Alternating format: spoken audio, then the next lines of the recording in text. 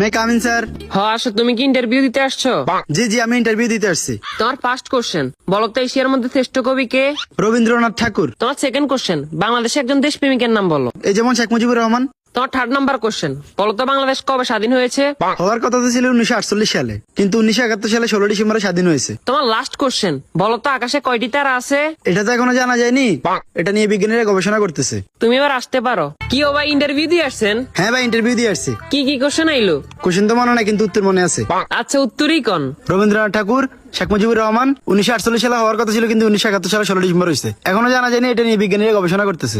Thank you ভাই, thank you. May I coming sir? আসো। তোমার নাম কি?